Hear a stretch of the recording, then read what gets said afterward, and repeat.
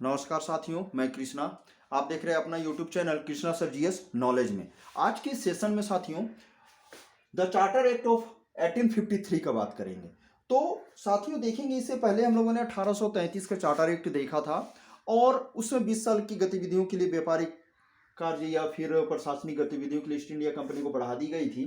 तो यहाँ पे 1853 के होते हुए देख रहे हैं 20 साल पूर्ण हो रही थी और इसे नवीनीकरण की मांग हो रही थी। तो यहाँ देखेंगे साथियों कि 1793 से लेकर 1853 तक जितने भी चार्टर एक्ट आए उनमें 1853 का चार्टर एक्ट अंतिम चार्टर एक्ट था और इसमें संवैधानिक गतिविधियों का काफी विकास हो चुका था। और इसी समय कितनी गतिविधियां विकास हुआ, क्या हुआ, इस सारे पक्ष में और उसकी नवीनीकरण, इनको गतिविधियों को बढ़ाने के लिए 1853 का चार्टर एक्ट की मांग हो रही थी, संसद में बहस हो रही थी और इसी समय इसकी नवीकरण की बात हुई और बोला गया कि ताज के भरोसे में भारतीय क्षेत्रों को राजस्व को बनाए रखने की अनुमति दे दी गई।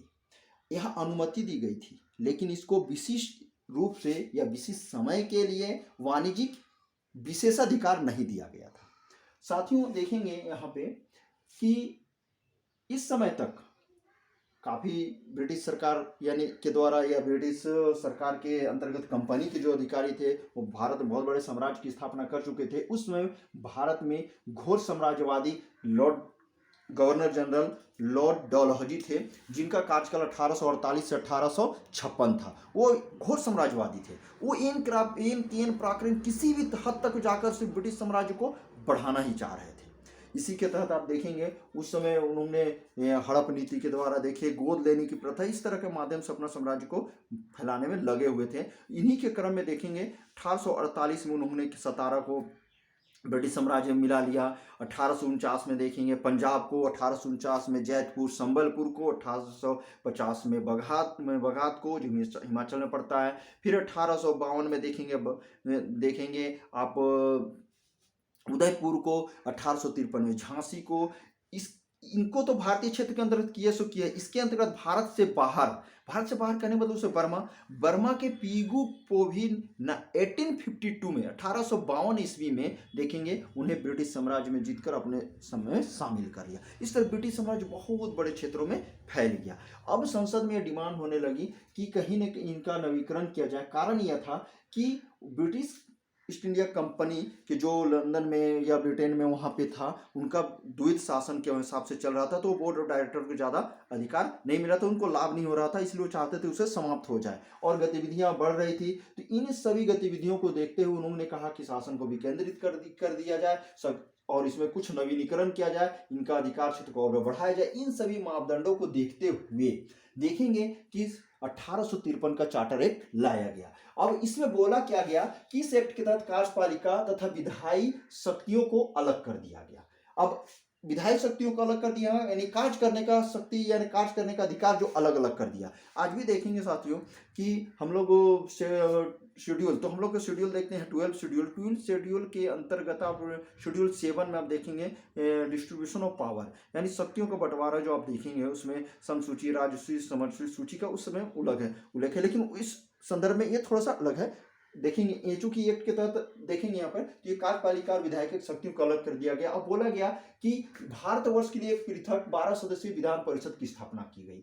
उस समय ऑल इंडिया लेजिस्लेटिव काउंसिल की भी स्थापना की गई थी, अलग रखा गया था। अब ये बोला गया विधान परिषद जो 12 सदस्य होंगे उसमें कौन कौन शामिल होंगे, तो एक कमांडर इन चीफ यानी मुख्य सेनापति, गवर्नर जनरल, और गवर्नर जनरल के कितने सदस्य, 4 सदस्य इसमें शामिल रहेंगे। इसके अलावे 6 विधान परिषद के सदस्य भी इसमें शामिल होंगे। इसके अलावे देखेंगे अन्य यानी अतिरिक्त में 6 सदस्यों में कौन कौन, तो उस समय कलकत्ता, बंगाल के कलकत्ता में देखेंगे उच्चतम न्यायालय के एक मुख्य न्यायाधीश, उच्चतम न्यायालय के ही एक अन्य न्यायाधीश और बंगाल, मद्रास, बंबई और उत्तर पश्चिमी प्रांत के प्रतिनिधि शामिल थे।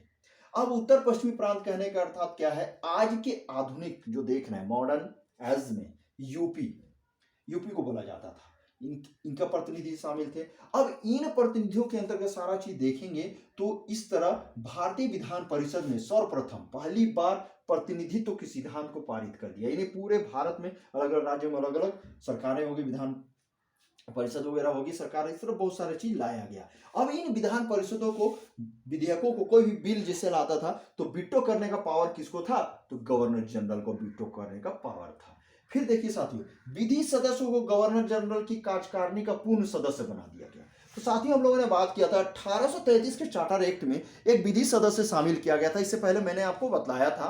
तो साथियों आप देखेंगे कि उसमें विधि सदस्य कौन थे? तो प्रथम विधि सदस्य लॉर्ड मैकाले थे, जिनको नियुक्त किया गया था, लेकिन उसको शामिल किया गया था और सदस्य नहीं बनाया गया था। लेकिन इस एक्ट के तहत साथियों देखेंगे उनको क्या किया? कार्यकारिणी का पूर्ण सदस्य बना दिया। किनकी कार्यकारिणी? तो गवर्नर जनरल की कार्यकारिणी का। ठीक है साथियों, फिर देखिए अब जो विधान परिषद था ना, वहां वाद विवाद होता था। अभी भी आप संसद में देखेंगे या विधान परिषद सारे चीज देखेंगे तो वाद विवाद होता है। लेकिन यहां जब वाद विवाद हो रहा था, उसका प्रारूप, मॉडल कैसा था? ओरल था, मौखिक था, और इसको ये कॉन्फिडेंशियल नहीं था। यहाँ पे जो था वो कॉन्फिडेंशियल नहीं था, ये एक तरह से सार्वजनिक किया जा सकता था। इसलिए यहाँ बोला गया परिषद का कार्य गोपनीय नहीं, सार्वजनिक प्रकृति का था। इसका नेचर कैसा था?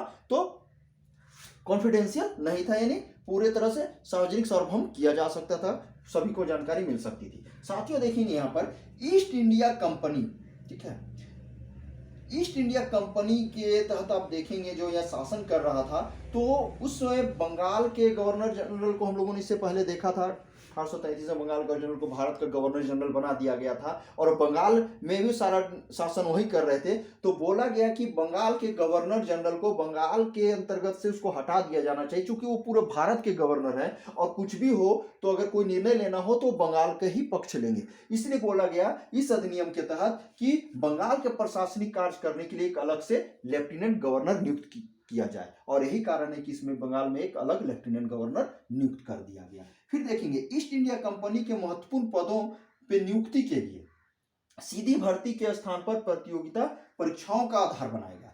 इस कहने का मतलब क्या होता था साथियों? पहले क्या था ना कि आईसीएस अफसर या और भी बड़े बड़े पोस्ट में जितने अधिकारी होते थे, उन सभी को केवल पैरवी के द्वारा या एलिट क्लास के जो लोग होते थे उनको ही नियुक्त कर दिया जाता था। लेकिन यहाँ बोला गया इस एक्ट में कि प्रतियोगिता परीक्षा निर्धारित करने के लिए एक कमेटी बनाएगी, जो 1854 ईस्वी में लॉर्ड मैकाले समिति, यानी मैकाले समिति का गठन किया गया। और ये गठन क्यों किया? सिविल सर्विसेज एग्जामिनेशन के लिए। तो ये बोला गया कि इस अधिनियम के तहत पहली बार की प्रतियोगिता परीक्षा के माध्यम से ईस्ट इंडिया कंपनी के अधिकारियों को नियुक्त किया जाएगा। ये बहुत बड़ी बात थी।